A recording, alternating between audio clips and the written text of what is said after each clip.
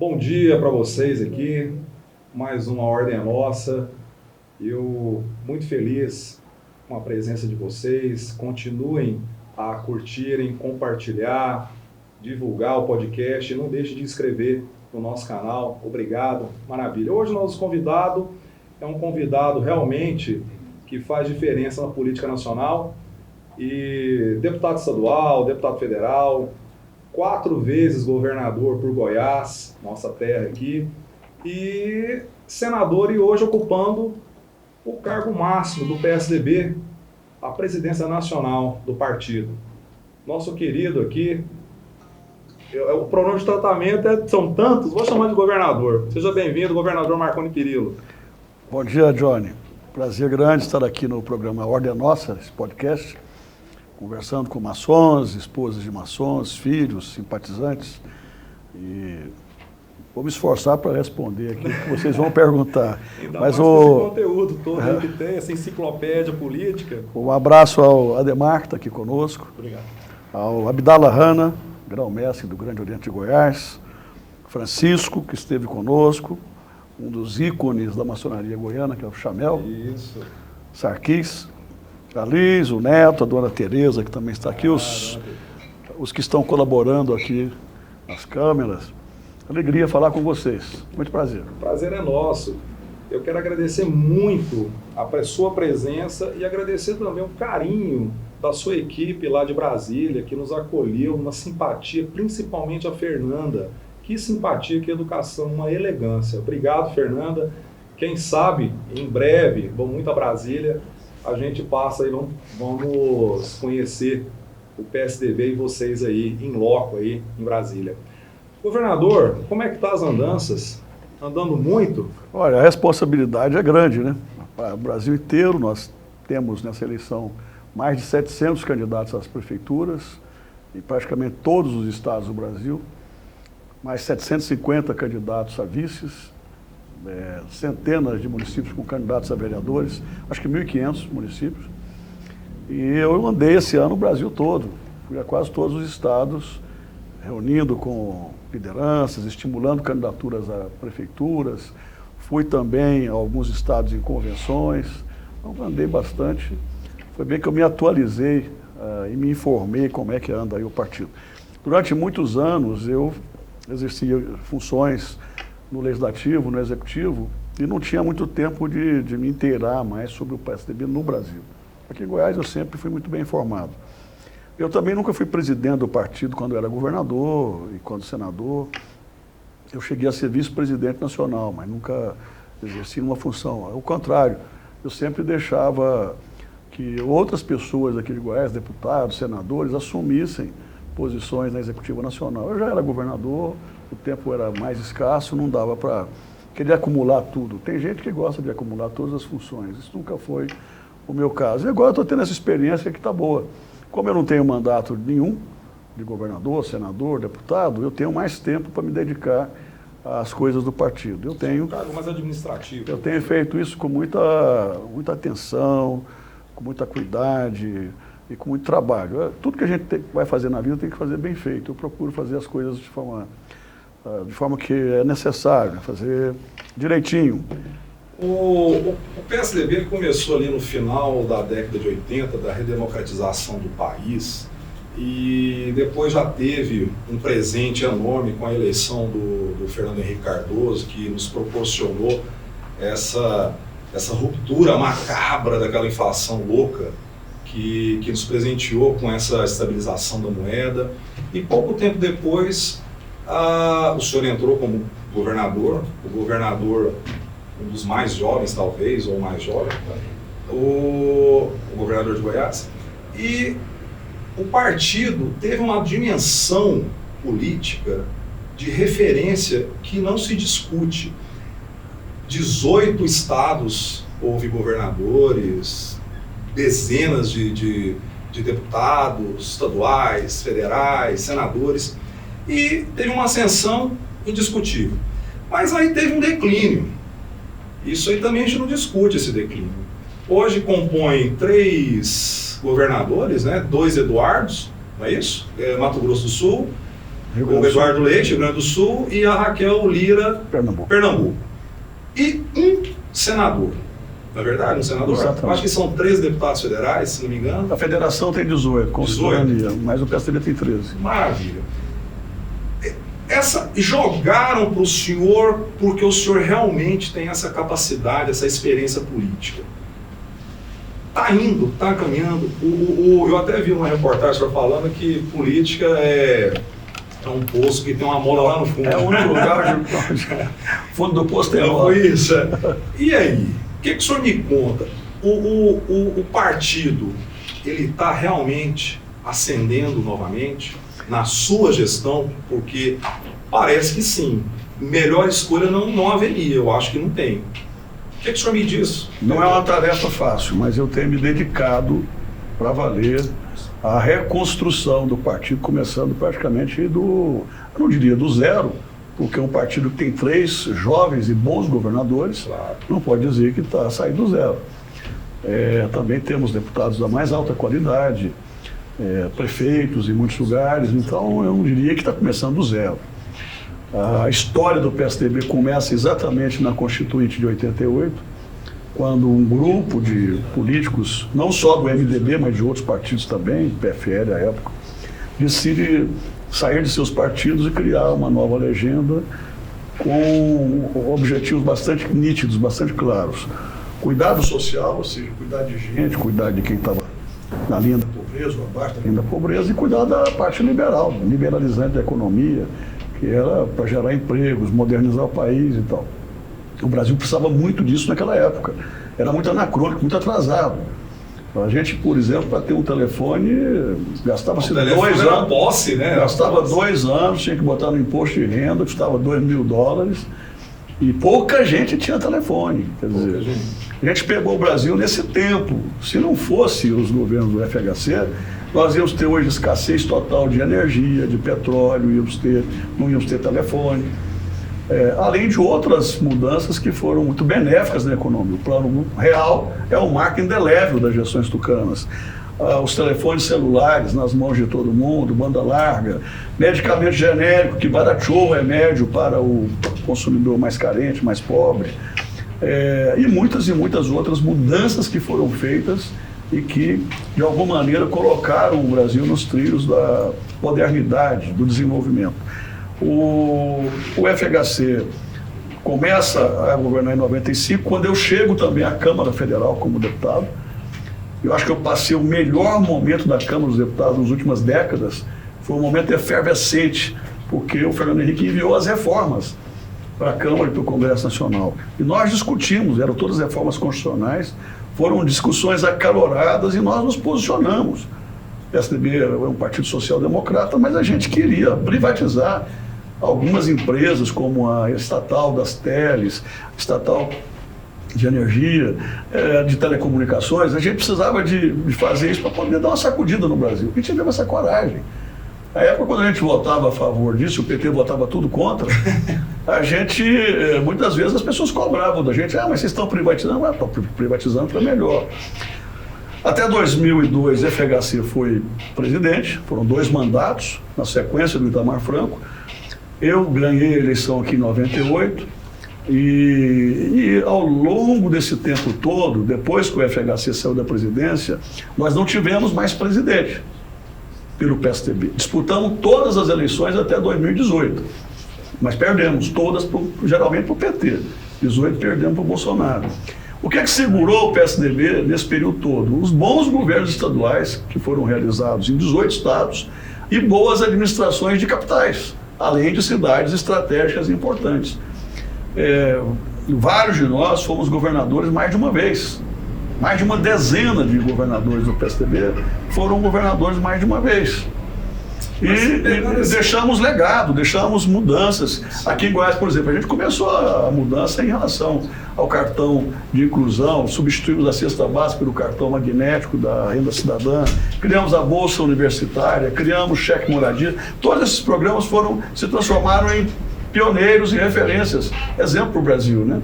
Então, com isso a gente foi segurando o PSDB com bancadas no Senado, na Câmara, Até que em 18 nós fizemos uma campanha que, na minha opinião, foi uma campanha equivocada. O Geraldo Alckmin era candidato a presidente, focou muito contra o Bolsonaro. Com isso a gente perdeu parte do eleitor que era nosso para o Bolsonaro. Eu acho que ele deveria ter focado no PT e não no Bolsonaro. E em 22 aí cometemos o principal erro. De não colocar um candidato. Não colocar candidato a presidente. O Dória queria ser, ganhou a prévia, depois não foi por várias razões.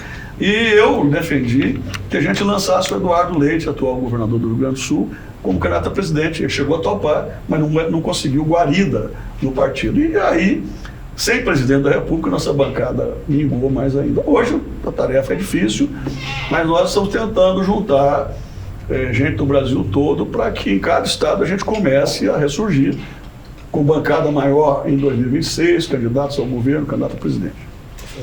E a pergunta que eu vou fazer, Ademar, você vai se apresentar agorinha, vem ao que você está querendo aí.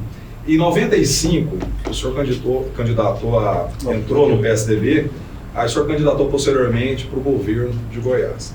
Eu me lembro que nessa época, eu fazia faculdade na Católica, acho que o senhor estudou lá também, não foi? Estudei. E quando o senhor candidatou, meio que houve assim um deboche das pessoas. Ah, quem é esse homem? 4% de votação de pessoal, né, que vão votar, tal. 4%, 5%. E de repente o senhor traz com suavidade, com esse jeito manso, tranquilo de falar, foi conquistando as pessoas devagarzinho, fez um trabalho de marketing interessante com, ele chama Pedro Bismarck, o Pedro? Mostrando a panelinha, aquela coisa toda do governo, e de repente o senhor despontou e virou, com 35 anos, governador de Goiás. É mais ou menos isso que você quer, né? Que derrubou o Íris. Governador, como é que foi essa experiência de chegar em Goiás, conhecido lá mais no interior, aí o senhor assume o governo com 35 anos, depois de uma gestão, de uma referência política aqui em Goiás, para o Íris Rezende? Olha, isso tudo começa na base. Eu comecei a militar com 19 anos na juventude do PMDB e no movimento estudantil. Eu fiquei conhecido no estado inteiro fundando a juventude durante o primeiro mandato do Íris e a pré-campanha do Santilo para governador em 86. Eu andei o estado inteiro. Então, no partido eu era muito conhecido. Disputa a eleição em 90 pelo PMDB, na época chamava PMDB. PMDB. Defendendo o legado santilista, o grupo santilista, e não apoiando a candidatura do Íris, que era do MDB. Eu fui o único santilista eleito na chapa do Íris. De 16 eleitos, o Íris elegeu 15 e eu fui eleito representando o Santilo. Fui para a Assembleia e, de forma muito contundente, eu defendi a gestão do Santilo e combati a gestão do Íris. Ali eu comecei a ficar conhecido. Veio a eleição de 94, eu me candidatei a deputado federal. Todo mundo achava que os meus colegas na Assembleia, como eu era muito contundente contra o Íris, achavam que eu não fosse nem ser reeleito deputado estadual. Eu me candidato a deputado federal, ganhei a eleição em Goiânia mesmo, tive uma votação boa para a época, e eu tive essa votação com base no trabalho que eu tinha feito junto aos formadores de opinião. Eu tive 6.666 votos em Goiânia em 94 para deputado federal. Sem recursos, era uma votação muito expressiva. Foram votos de opinião. Essa foi a minha base para chegar em Brasília. Lá em Brasília eu já tinha experiência de tribuno na Assembleia Legislativa, porque eu estava na tribuna todo santo dia. Mas eu cheguei lá numa outra circunstância. Eu já era governo, porque era o governo do FHC. E com a responsabilidade de aprender como lidar com as reformas, como lidar com uma série de mudanças que estavam sendo feitas no Brasil. Eu acabei virando amigo de vários ministros e comecei a aprender como é que era a gestão federal. Isso me deu muita base para disputar uma eleição muito novo ainda e começar o governo sabendo para onde eu queria ir. Primeiro, recrutando vários ex-governadores que eram meus conselheiros. Além do União, que era o prefeito de Goiânia, também meu conselheiro. Santilo, Mauro Borges, Otávio Lage, Irapuã, Ari Valadão. foram meus conselheiros naquela época, me ajudaram muito. Quantas vezes o Mauro Borges foi ao meu gabinete para dar alguma opinião, dar alguma sugestão, o União estava permanentemente comigo, o Santilo começou como secretário de saúde, o Otávio. Enfim, essa experiência de conviver com os que já tinham passado pelo governo me ajudou muito também. E eu peguei uma equipe de secretários que a maioria não era da política. Eram secretários que estavam vindo da academia, do Ministério Público. E isso me ajudou muito a realizar num momento difícil, porque o Estado estava em condições muito precárias à época. E graças a Deus a gente foi consertando. Fui para uma reeleição muito difícil em 2002 contra o Maguito. Ganhei por pouco, mas ganhei no primeiro turno. E aí consolidamos o modelo de gestão que a gente tinha começado a implantar no Estado. E eu sempre digo que muito mais difícil do que vencer uma eleição é fazer um bom governo depois. Graças a Deus nós fizemos bons governos, mudamos, modéstia à parte, a realidade do Estado. Só não enxerga isso quem não quer enxergar ou quem é mais novo e não participou de toda aquela mudança que a gente realizou. Pode falar. O governador pega esse gancho sobre grupos políticos. Eu faço a seguinte análise. O Íris conseguiu adentrar no grupo político do Pedro Ludovico. Ele conseguiu ser o herdeiro de uma base que tinha de poder, ele conseguiu alçar essa condição, foi candidato nisso. O senhor entrou num grupo político, como o senhor falou, do Henrique Santilo, e rompeu determinado grupo político que já existia na época. Eu queria, assim, uma interpretação sua, pessoal. Eu não sei se foi o acaso, sorte, Deus, sua definência. O senhor pegou uma bandeira que já existia na época de oposição ao Íris e foi rompendo aos poucos esse elo de ligação com o Íris Rezende, até se candidatar a governador.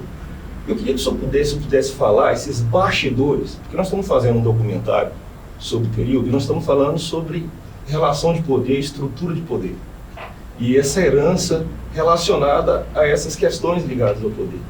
E o senhor esteve dentro desse movimento, que naquela época era forte, o comando, o Íris, né? E o senhor foi exatamente essa parte que rompeu isso daqui. E tinha essa, digamos assim, sempre essa disputa de poder desses grupos, tanto do Henrique Santilo quanto do Íris Rezende. E o senhor estava na base, conversando com toda essa parte contrária a isso.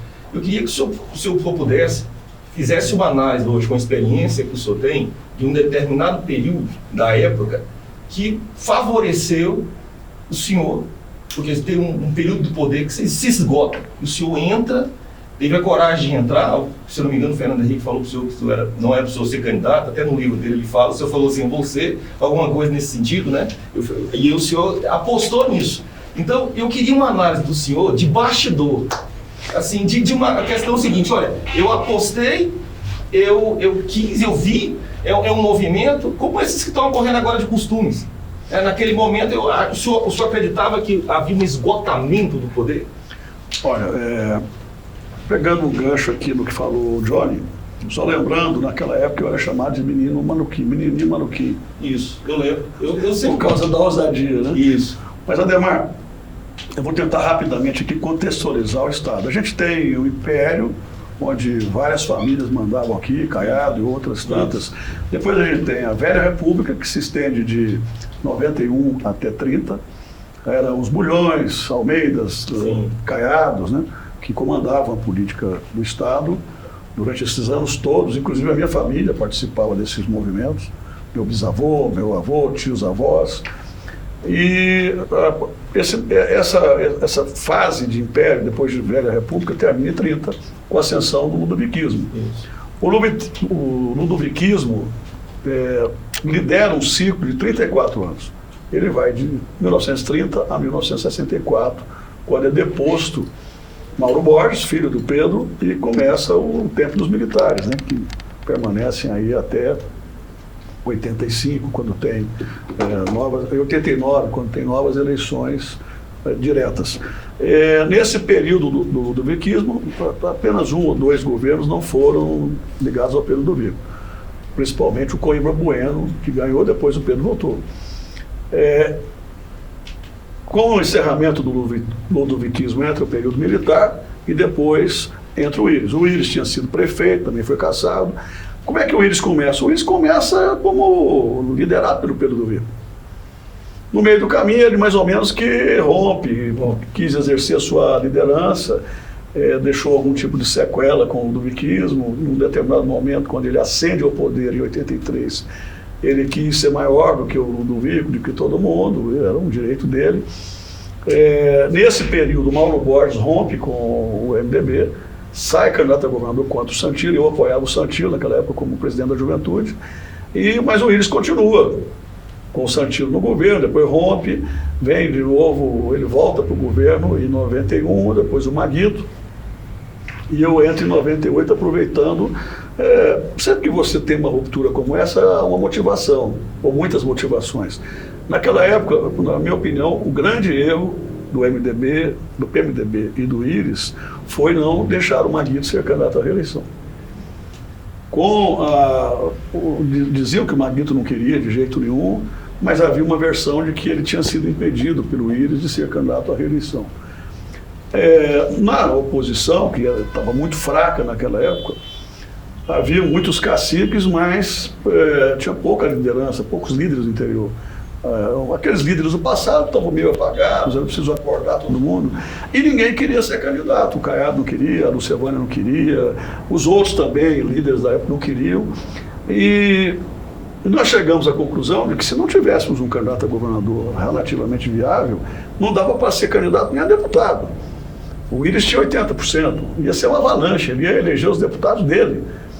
E aí ia sobrar para todo mundo. O Caiado podia não ter legenda, a Lúcia não teria, eu não teria, eu era deputado, João Bahia, Balessa. Num determinado momento, nós éramos pré-candidatos, 4 pré-candidatos no início de 98.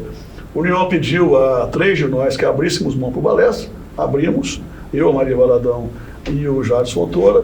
Abriu mão para a candidatura de base para deputado federal? Não, nós abrimos mão para o Balessa ser o candidato a governador, pré-candidato. O Balessa ficou como pré-candidato uns 2 meses e não quis continuar porque achou que não era viável a candidatura dele. Aí voltamos tudo para estaca zero e a pressão começou em cima de mim. Por quê? Porque eu era um deputado, eu tinha sido um deputado estadual muito atuante, muito combativo, muito coerente nas minhas posições, e era um deputado federal também influente em Brasília. Tinha toda essa coisa do Fernando Henrique, que de fato não queria minha candidatura. Não queria porque achava que eu era novo, estava indo bem como deputado, ajudava muito o governo dele, eu era líder de plenário do governo dele lá na Câmara. E segundo, porque ele achava que o Íris era imbatível, e ele me falou 2 vezes: Pinheiro, você vai perder feio. E, por último, ele tinha um compromisso do MDB de apoiar o Fernando Henrique para presidente, para a reeleição, mas desde que o PSDB de Goiás apoiasse o Íris Rezende ao governo do Estado. E chegou a um ponto em que nós não aceitamos apoiar o Íris aqui. A gente queria um sangue novo, a gente queria um novo movimento em Goiás. E, ao final e ao cabo, a convenção ficou 3 dias parada, porque ninguém aceitava. E a pressão veio para cima de mim. Na última hora, o PSDB Nacional liberou a minha candidatura contra gosto do FHC. Eu me candidatei e venci. O senhor queria? Mas eu digo, no começo eu estava com a minha candidatura a deputado federal muito organizada. Depois, quando eu entrei para valer e queria. Agora, eu queria muito disputar com o Íris. E queria vencer o Íris, porque nós tínhamos rompido com ele. O Santilo tinha rompido com o Íris. E aquela foi uma grande oportunidade que eu tive de apresentar um projeto para o Estado, de debater com ele algumas vezes, e até porque também ele não foi em todos os debates, mas onde foi possível debater. E aí venci a eleição numa situação difícil, porque muitas folhas em atraso, fornecedores, o Estado não tinha capacidade nenhuma de endividamento. E durante os primeiros 2 anos, quando ia ao interior, eu era recebido pelas máquinas do PMDB, quase todas as prefeituras eram do PMDB, com faixas dizendo que eu era governador catapora, só dava uma vez, governador sarampo. Eu trabalhei duro para que isso não se tornasse realidade e acabei vencendo uma eleição muito difícil contra o Maguito, venci no primeiro turno, e aí a história todo mundo sabe, a gente trabalhou duro para que o Estado se modernizasse, se industrializasse.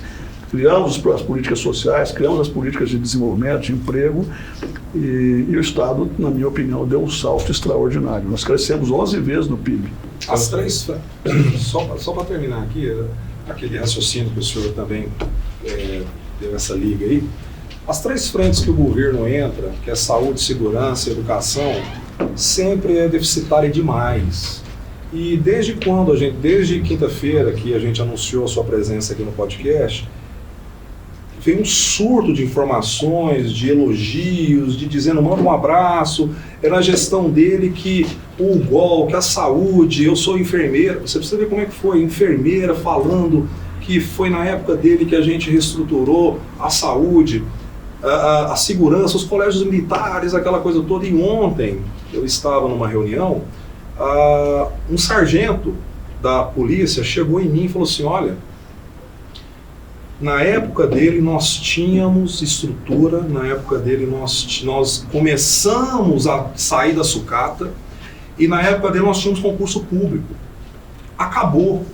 Então eu fiquei feliz de ter acertado também no convite e ver que realmente o senhor tem um nome forte e que não está esquecido, está aflorado. Por que o senhor me fala disso? Há uma diferença entre você construir uma narrativa falsa que passa para a opinião pública algo que não é verdadeiro, e a narrativa verdadeira, real, que é o que você fez, entregou, deixou de concreto, que é o legado. Em Goiás a gente tem dois tipos de narrativa, né? A narrativa fake, de quem pode fazer e não fez ainda, e de quem efetivamente entregou, realizou.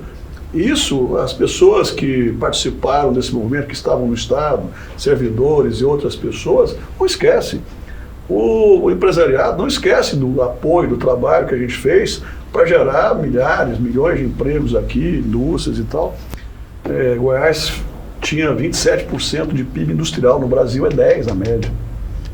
Nós crescemos, nós multiplicamos por 11 vezes, mais de quase 12 vezes o PIB do Estado.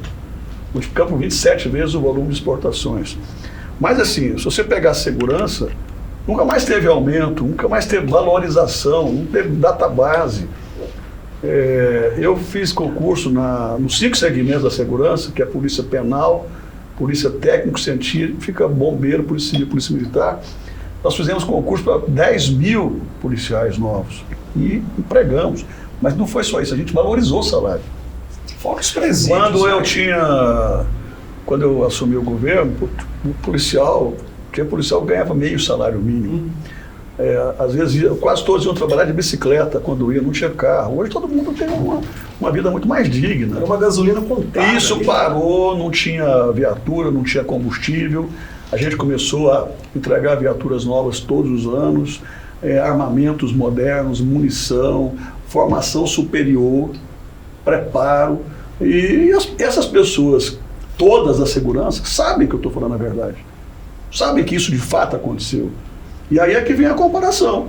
Porque com o passar dos anos, esse governo que está aí já tem 6 anos, as pessoas começam a comparar, inevitavelmente.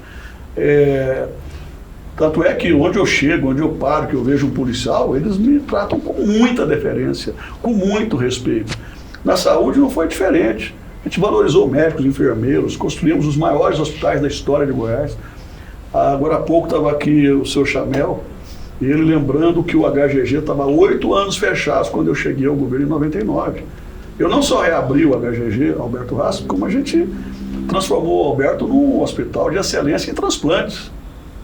Além de termos construído mais de uma dezena de grandes hospitais, como o UGOL, CRE, Hospital de Urgência de Aparecida, de Trindade, de Anápolis, de Uruaçu, deixamos quase pronto de Águas Lindas, fizemos Hospital de Doenças Sanitárias, de Dermatologia Sanitária, o CRE, e por aí vai. E na educação, foi o nosso governo que elevou, já em 2011, a prova foi feita em 12, foi reconhecida em 13, o IDEP para o primeiro lugar no Brasil. Isso tudo foi um trabalho de longo prazo para que a gente chegasse. Mas não foi só aí, cultura tinha 0,5%. Eu criei a UEG e destinei 2% do orçamento do Estado para a UEG, por isso é que ela funcionava. A gente levou a UEG para 41 regiões do Estado, democratizando e capilarizando a educação. Criei o VaptVult e instalei 90 unidades. Goiânia e na região metropolitana tinha quase 20, o resto no interior. Foi um modelo para o Brasil inteiro. Para o Brasil todo. Colégios militares, foram 61 colégios militares. Eu criei o primeiro, criei todos esses. 3 de Anápolis estão entre os 5 melhores escolas do Brasil. Estações de tratamento de esgoto, que ninguém investia, porque fica escondido. Fica escondido. Tinha 12 estações, eu deixei com 100 estações de tratamento de esgoto, incluindo Goiânia, que precisou ter 70 anos para ter o tratamento de esgoto, porque todo o efluente era jogado no Meia Ponte, Capimpuba, Botafogo, etc. E fizemos a maior obra de toda a história de Goiânia, que foi a barragem do João Leite, o sistema Mauro Borges. Hoje eu vi no Popular que de novo o João Leite já está enviando água para o Meia Ponte.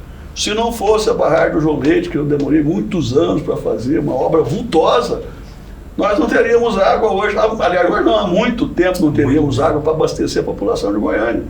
Além das duplicações de todas as estradas, reconstrução de 6 mil quilômetros de estradas, 5 mil quilômetros de rodovias novas, enfim, a narrativa verdadeira é a do fato que realmente foi criado nos governos que a gente realizou. O resto é balela, é conversa fiada. O CRER é o primeiro hospital de reabilitação do país.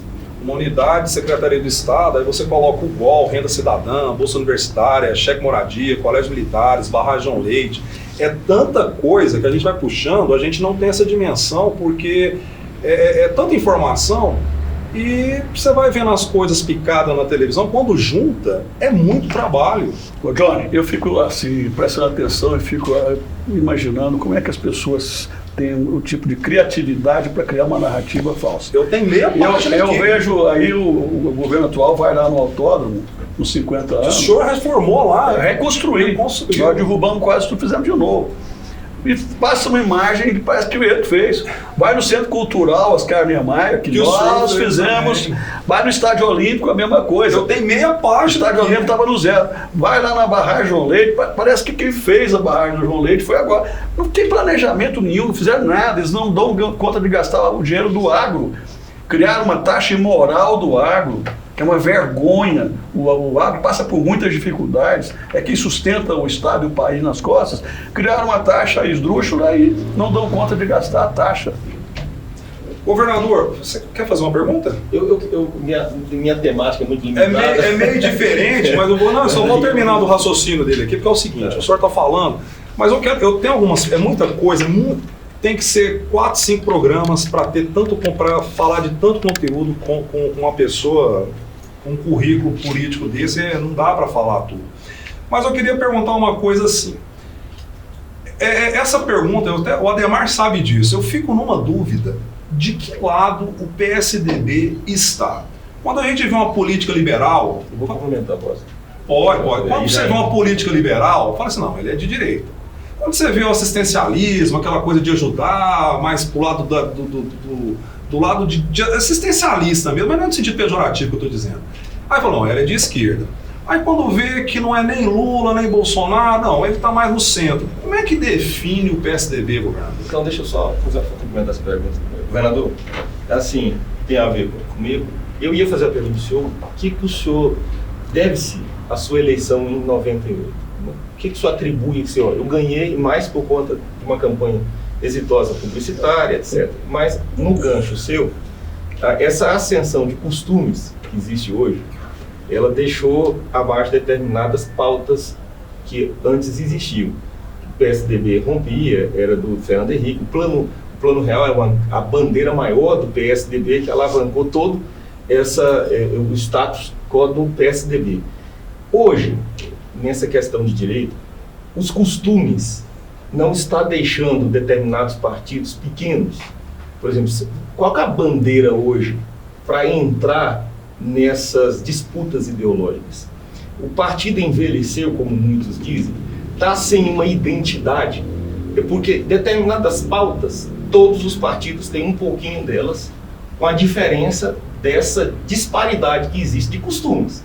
Hoje você tem uma questão de direito, ou defende uma determinada pauta. Essa pauta é conservadora, essa pauta é da religião, enquanto que a esquerda continua, assim, melindrosa em defender determinadas pautas, mas contempla aí uma identidade. O PSDB, que, digamos assim, teve um mate como no Fernando Henrique, que tem uma social-democracia, que tem o José Serra, o senhor, o Alckmin, que todos tiveram essa parte. Está em cima do muro, como as pessoas fazem, nessa pauta de costumes. Como o PSDB se define nessa pauta de costumes hoje? Olha, primeiro respondendo ao Johnny, o PSDB nasceu no seu estatuto, no seu DNA, na sua certidão de nascimento, nosso programa está bem claro.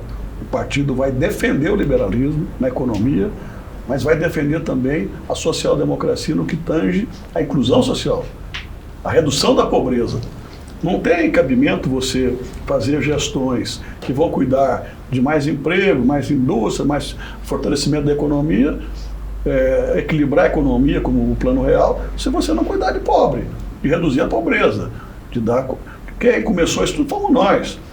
Então, no nosso DNA está lá, o partido é um partido social-democrata, comprometido com democracia, com o social, no sentido de reduzir a pobreza, e comprometido com emprego, com a economia de mercado, que foi o que a gente fez. Bom, respondendo à pergunta do Ademar, nós, do PSDB, fomos o partido que mais combateu o PT em toda a sua história. E aí, Ademar, há um desconhecimento em relação às nossas posições. Quem enfrentou o PT em 94, aliás, em 89, foi o Covas. Ganhou o Collor. Quem enfrentou o PT e ganhou do PT no primeiro turno em 94 foi o FHC. Quem enfrentou o PT e o Lula em 90 foi o FHC, o PSDB. Depois nós enfrentamos o PT em 2002, 2006, 2010, 2014, nós quase ganhamos a eleição com o Aécio, em 2018. Então, nós temos um histórico de oposição ao PT. Aqui em Goiás, ninguém fez mais oposição ao PT do que eu, como governador. Em 2010, eu quase perdi a eleição para o Íris, porque o Íris estava com o Lula no auge do Lula. Hoje, muita gente xinga o Lula, esculhamba o Lula. Naquela época, o Lula tinha 80 e tantos % de aprovação. E eu aqui era o patinho feio, porque eu era o único que tinha coragem de enfrentar o Lula. Eu ganhei por 5,9% daquela eleição de 2010, e o Lula estava aqui no palanque do Íris e na TV do Íris o tempo inteirinho. Aliás, o MDB de Goiás virou lulista em 2002, quando eu enfrentei o Maguito. Desde 2002, o PMDB de Goiás, até agora, recentemente, sempre foi lulista. Eles apoiaram o Lula em 2002, 2006, 10, 14, 18. O que o senhor atribui nessa época? Então, assim, falar que o Lula estava na televisão do Íris em 2010, todos os santos dias me esculhambando. Sim. E eu fazendo oposição aí, como sempre fiz. Nós ganhamos aqui em 2010, 14 com 50 e tantos %, em 2014 com 60%, ganhamos da Dilma. Então há um desconhecimento quando fala, mas o PSDB é esquerda, nada disso. Porque o Fernando Henrique falou que ia votar no Lula. Mas é direita. Em 2000, o PSDB é um partido social-democrata. Eu diria que hoje ele está mais na centro-direita, mas é um partido de equilíbrio. Não adianta a gente ficar puxando para um lado ou para outro. Chato, né? Chato. Hoje está todo mundo... Essa radicalização é uma bobagem. Eu governei 4 vezes com pessoas competentes que eram da direita, que eram de centro-esquerda, que eram de centro. Eu governei com gente de todo lado. A gente tem que torcer para convergia. Eu pegava na universidade o que havia de melhor, não perguntava qual era o partido. Eu perguntava quem me ajudaria a trazer resultados para as pessoas. E por isso que as coisas aconteceram. Porque eu governei sem ficar preocupado em saber qual era a posição do A, do B ou do C. Tem um monte de gente que trabalhou comigo que é de extrema-direita, ou de direita, de centro-direita, outros que são de esquerda, mais de centro-esquerda ou de centro. Mas a gente fez governos equilibrados e de resultados. Governador, pode falar.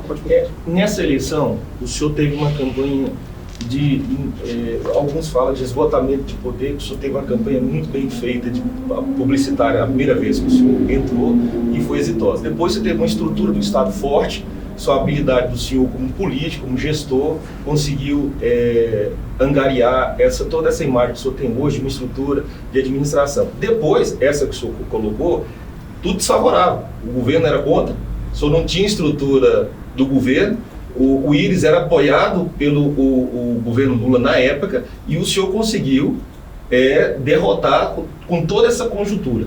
Qual que é a diferença que o senhor atribui quando o senhor entrou e ganhou e depois que aprendeu, ou o termo que o senhor quiser utilizar, para ter uma campanha exitosa dentro desse grupo? Porque o senhor adquiriu uma experiência muito grande e depois você tem uma pessoa que já estava com uma estrutura do governo federal e o senhor foi contra todo o sistema do Estado na época. O que o senhor atribui à sua vitória nessa época? Primeiro, a confiança e a credibilidade junto aos goianos por conta das entregas, do trabalho realizado. Era notório, era nítido o trabalho que foi feito. E eu tenho toda a facilidade do mundo de debater com qualquer político de Goiás e dizer o que você fez. E falar o que eu fiz, o que nós fizemos nos nossos governos. Mas eu diria que as entregas, o trabalho feito, realizado, foi fundamental. Tentaram me desconstruir ao longo do tempo e a gente se manteve no Estado, no governo, como aconteceu em 2010. Em 2010 era o Lula, a Dilma, o Vanderlan, o Íris, o Maguito, o Alcides Rodrigues, que era governador, os prefeitos de Anápolis, Aparecida de Goiânia e Goiânia. Para atropelar o senhor. Todas as máquinas estavam contra mim. E eu ganhei no debate, discutindo, mostrando o que tinha sido feito. Em 2014, tentaram um terceiro turno para tentar me derrubar depois que eu tinha ganhado todos eles. Veio 2014, eu tive a maior e melhor de todas as minhas vitórias.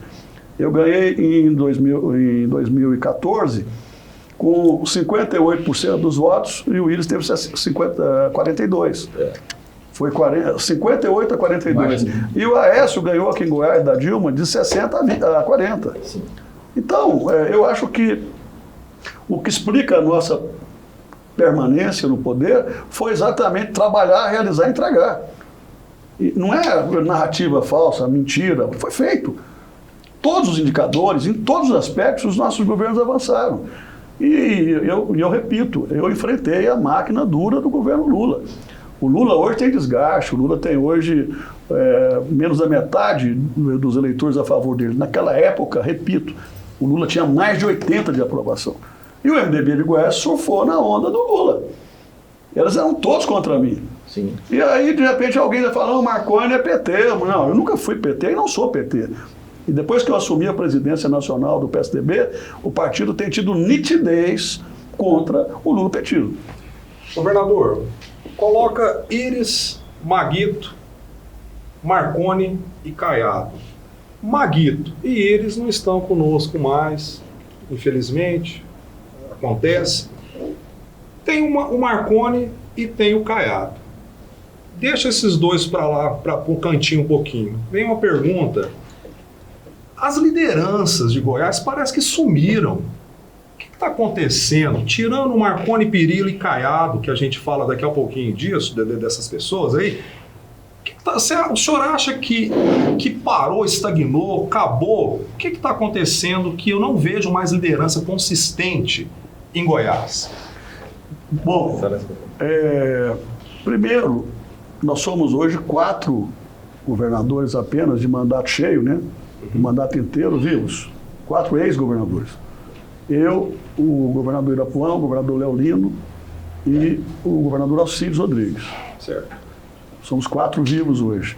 Depois nós temos o governador Zé Ayrton, o governador Agenor Rezende, o governador Naftali, que foram governadores por 9 meses, né, ou menos. E que também são muito importantes na nossa história.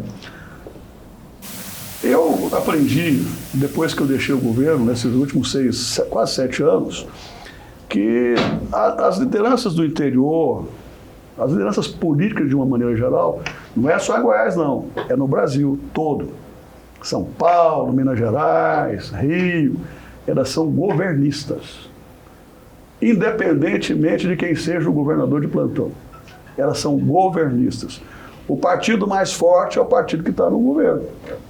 Agora é o partido do Caiado, antes era o meu partido. E com isso você acaba ficando sem lideranças novas no cenário político. Um deputado se elege pela oposição. 2 meses depois já aderiu para o governo. Quer dizer, essas lideranças, se ficassem com uma nitidez mais clara, com coerência, com posição, com lado, elas podiam crescer. Eu vejo um monte de deputado que começou jovem, logo adere para o governo, e aí perde completamente a credibilidade.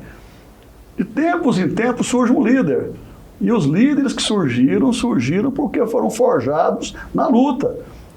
Você pega o Pedro na luta contra o caiadismo naquela época, depois o Íris na luta contra os militares, depois eu na luta contra o Íris, o Caiado na luta contra o nosso grupo. Fomos os que surgimos em Goiás, líderes que realmente lideraram por muito tempo, mas porque tiveram posição. Mas, governador, aproveitando isso, né? Todas essas citações suas saíram dentro de uma estrutura de base. O grupo, a estrutura é a mesma. Só se destaca determinadas pessoas com essa capacidade de gestão, de liderança, como o senhor. O senhor, ele se destaca, mas a estrutura é a mesma. Ele pega um líder aqui, ele está dentro do grupo, ele rompe, mas volta para o grupo. A própria conceito que o senhor falou, está todo mundo acoplado ali dentro, é a mesma base social, política, só a mudança, digamos assim, do gestor. Baseado nisso que o senhor está falando, nesse momento, a minha última pergunta que eu vou fazer, mas eu vou fazer essa pergunta para o senhor.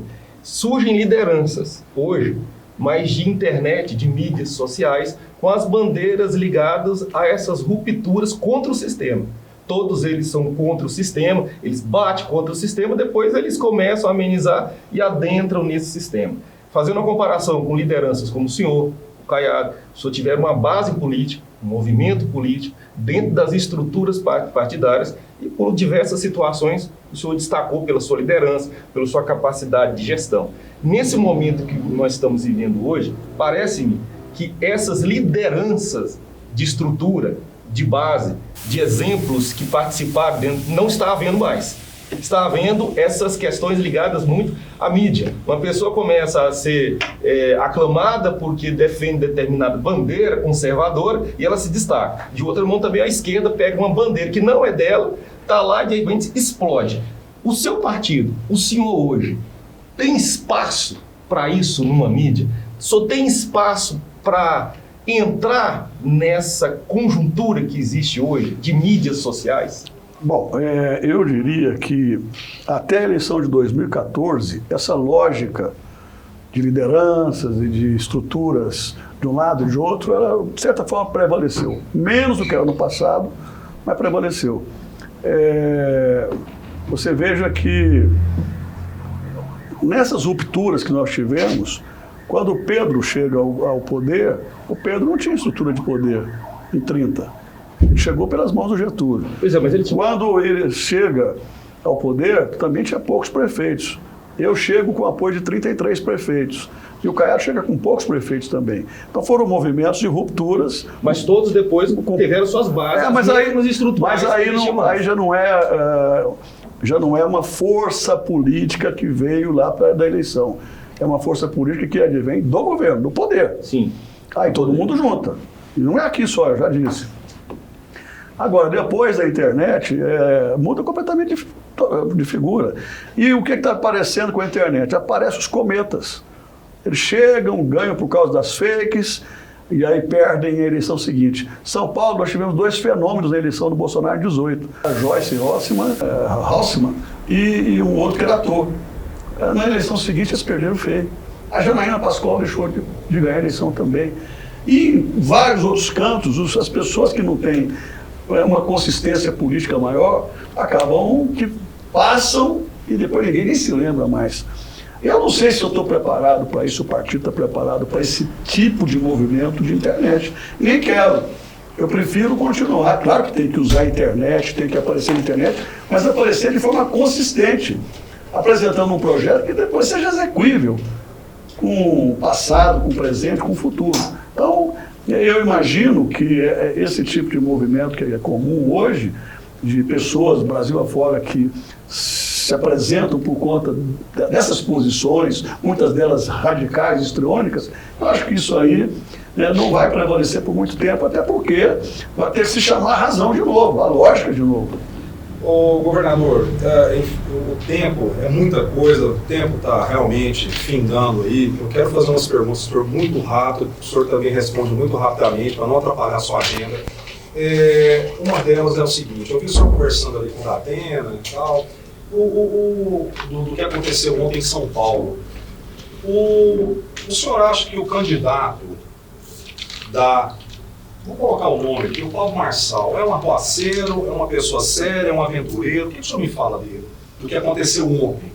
Eu acho que em São Paulo, o que está acontecendo é que o nível da intolerância verbal, física, chegou ao extremo. Eu acho que está beirando a barbárie. Tá chato, né? Tá ruim, né? O desrespeito, a forma como as coisas estão acontecendo lá. Ainda bem que isso não está acontecendo aqui. Eu, por exemplo, estou apoiando um candidato, o Matheus Ribeiro, eu acho que ele vai está se saindo super bem nos debates, nas entrevistas e tudo de forma respeitosa. É necessário, não é só possível, é necessário fazer essa política com decência, com respeito às pessoas, com respeito às outras opiniões. Eu sempre fui assim. Eu debati dezenas de vezes com eles, com o amigo. Ninguém nunca viu essa baixaria. Eu debati dezenas de vezes com os meus adversários, principalmente com eles.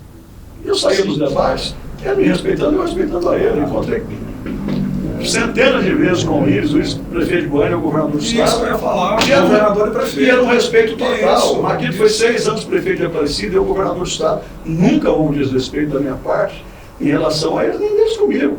Quando tinha eleição, tudo bem, cada um colocava a sua posição, sua opinião, os debates eram meio acalorados, mas isso não pode ser regra. Isso é exceção, e é exceção exatamente no tempo da eleição. E mesmo no tempo da eleição é preciso ter respeito, porque a eleição não é ringue. Eleição é um espaço para você discutir e debater democraticamente ideias. Governador, eu sei que o senhor não é muito simpatizante do atual governador de Goiás. O que o senhor vê do que está acontecendo rapidamente aqui para a gente, a posição dele partidária? Você vê que ele teve alguns problemas ali, pende para um lado, pendeu para o outro em relação ao Bolsonaro. Fala para mim um pouquinho dessa relação do Caiado com o senhor. Olha, eu não quero ficar falando de adversário, porque o Caiado não trata a gente como adversário, como inimigo. Ele cria fake, cria narrativa falsa, mentirosa, se apropria de coisa que a gente fez. Até aí tudo bem, eu acho que o que é dono, o bicho não come. Não adianta, o que a gente fez, ninguém esquece, ninguém vai esquecer. É fácil lembrar. Mas eu acho que não dá para a gente administrar com hipocrisia, com farsa, com fake. E as coisas são passadas como tivesse em Goiás agora e não tivesse outro antes. O senhor está vendo que é tudo muito útil. Exatamente por conta do governo de antes que Goiás vive o boom que vive hoje em todas as áreas. Porque de lá para cá, muito pouca coisa no Brasil. O senhor acha que tudo que está acontecendo aqui é muito lúdico? É muito da cabeça ou realmente... Muita enganação. Muita enganação. É muito lúdico, né? Mas dia menos dia a ficha cai, a máscara cai e a verdade... Bom, a verdade e a resposta que todo mundo quer saber. Como é que está 2026? Vai ou não vai? Vamos esperar passar 24 primeiro, chegar a 25 e vamos fazer as avaliações necessárias. Agora mesmo nessa eleição, muitas pessoas queriam que eu me candidatasse a prefeito de Goiânia. Eu transferisse o meu domicílio de Palmeiras para cá. Eu não quis por várias razões, principalmente porque eu vivo pregando renovação na política. E essa era uma grande chance de a gente trazer uma novidade para a eleição. E a gente trouxe o Matheus Ribeiro, que está se apresentando como um excelente candidato. Ele vai vir semana que vem, é isso? O Matheus? Confirmou? Está confirmando? Vou te falar agora, vou só fazer a última aqui, porque senão vai bater em mim ali. Governador, 2014, o senhor encerrou 2014, só que muita gente não votou ainda. Muitos adolescentes foram votar depois, ou se não vai votar a primeira vez agora, 2024, 2026. Qual é uma mensagem atual que o senhor tem para esses jovens, para essa rapaziada, para essa moçaiada que está tendo, essa moçada que está tendo aqui? O que o senhor fala em relação a ser presidente, tendo a visão de um presidente do partido e, quem sabe, talvez, aí, acredito que sim, governador do estado novamente? Olha, eu espero que a juventude se preocupe muito em aprofundar em relação aos políticos principalmente, esmiuçar, tentar descobrir efetivamente a essência, o que fizeram quando tiveram a oportunidade de fazer, e não fizeram, ou fizeram, o que pensa cada político, quem é que tem consistência para efetivamente fazer a diferença. Os jovens de hoje, mais do que nunca, vão precisar de governantes que tenham a mente aberta para as novas tecnologias, para a inteligência artificial, para a inovação, para a pesquisa, para as startups, para as incubadoras. É alguém que realmente se preocupe em colocar nas mãos dos jovens ferramentas de internet que efetivamente os capacite para ocupar o mercado de trabalho. Com a inovação, com a robótica, com a inteligência artificial, cada vez menos os jovens vão ter oportunidade de trabalho. Então esse é um desafio. Urbanismo inteligente, cidades inteligentes, estados inteligentes, máquinas governamentais inteligentes, para que todos esses avanços que vão tirando cada vez mais o homem e a mulher do mercado de trabalho possam ser recuperados. Acho que o grande desafio é esse. E o outro desafio é fugir do populismo de direita, de esquerda, seja o que for. Fugir do radicalismo, buscar a sensatez, o equilíbrio, as pessoas que têm o caráter, as pessoas que efetivamente têm condições de olhar nos olhos das pessoas com a segurança de quem está falando a verdade, de quem está pensando no melhor para o seu país, para o seu estado, para o seu município. Ademar, rapidamente, por favor. Vou finalizar.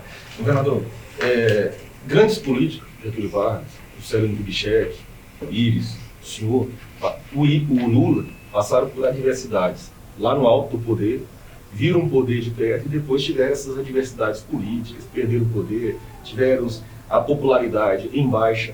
O senhor, nesses momentos das suas adversidades, que lição o senhor assim levou para a vida quando o senhor esteve no poder e depois quando o senhor não esteve? Que reflexão como homem público e como pessoa o senhor tirou a respeito disso? Porque eu tenho algumas passagens, eu gosto muito de literatura. Acabei de ler uma bibliografia do Juscelino agora e estou terminando a coleção. E o senhor passou por esses momentos que esses grandes líderes passaram. Aqui em Goiás, quando o senhor passou por esse momento, naquele momento e hoje o momento, qual a reflexão que o senhor tira disso? Olha, os dois estadistas, na minha opinião, fora o Fernando Henrique, foram o Getúlio, que suicidou por conta da política, e o JK, que morreu em circunstâncias dificílimas. Que foi proibido de descer em Brasília, que ele construiu. Então, foram absolutamente perseguidos. O que é que eu, primeiro, eu tinha um amigo que era senador Florigílio, que dizia, senador Perillo, você não será completo enquanto você não perder uma eleição. Eu dizia, não, mas não quero perder, é ruim perder. Eu falei, tem que perder.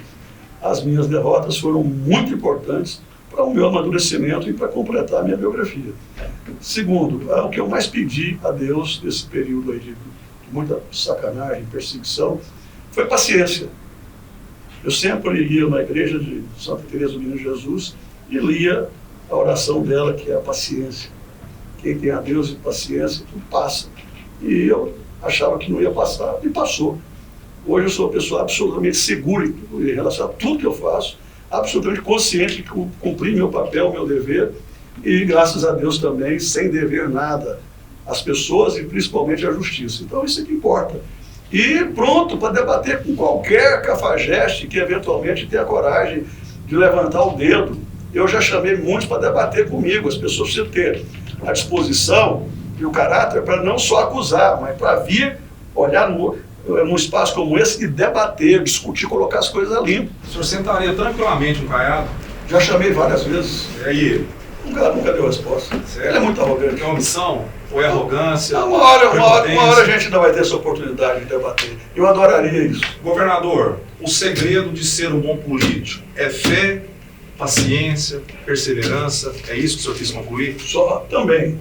Todas essas virtudes são necessárias. Mas eu sempre gostei de dizer, quando eu era governador, que só há um lugar onde o sucesso chega primeiro do que o trabalho, que é no dicionário. Então é trabalho, perseverança, paciência, criatividade, verdade, enfim, suor, energia. É isso que faz a gente ir adiante. Governador, quero agradecer a presença do Ademar Amorim, em especial a sua presença. Muito obrigado por dispor desse tempo. Eu sei que sua agenda é corridíssima. Peço desculpas pelo adiantar da hora aí, mas muito obrigado pela sua equipe. Suas conclusões finais aí, vamos encerrar com chave de ouro e lhe desejo muita boa sorte, pode ter certeza que é de coração. Olha, muito feliz de participar desse podcast Queria dar uma informação aqui, eu até já falei com vocês mais cedo. O meu bisavô, quando veio da Itália, por volta de 1870, 1860 e poucos, ele foi fundador da maçonaria na cidade de Vila Boa, em 1871. Então a gente tem uma história de profundo respeito pela maçonaria, que sempre defendeu liberté, égalité, fraternité, liberdade, igualdade e fraternidade. Não há nada mais bonito do que você defender a liberdade, a igualdade e a fraternidade. Fico muito feliz com isso. O senhor cozinha, dá umas vamos fazer um negocinho ali, a gente não sabe, ele tem um hobby. Eu não sei, mas tem que fazer o patrocínio. Ó, BH Alimentos, uma lembrancinha, trouxe agora pra gente, do nosso irmão Henrique. Dê a quem de direito. Quem sabe o senhor desperta esse hobby, né, de cozinhar, não sei. Eu vou levar para Valéria. Opa! Muito obrigado, viu? Muito obrigado ao BH. Obrigado. BH Alimentos, Laboratório Núcleo. Eu não cozinho não, mas que eu faço é um mexer. Mas aí, ó, tempero aí. Muito Skybike, Laboratório Núcleo. Muito obrigado. Obrigado a todos. Obrigado a vocês aqui de novo com a gente. Muito obrigado mesmo. Obrigado à equipe toda. Fico muito feliz, espero que isso se repita várias vezes, com a graça de Deus e a sua concessão. Muito obrigado a todos pela audiência. Essa caneca é sua, viu? Essa caneca é sua.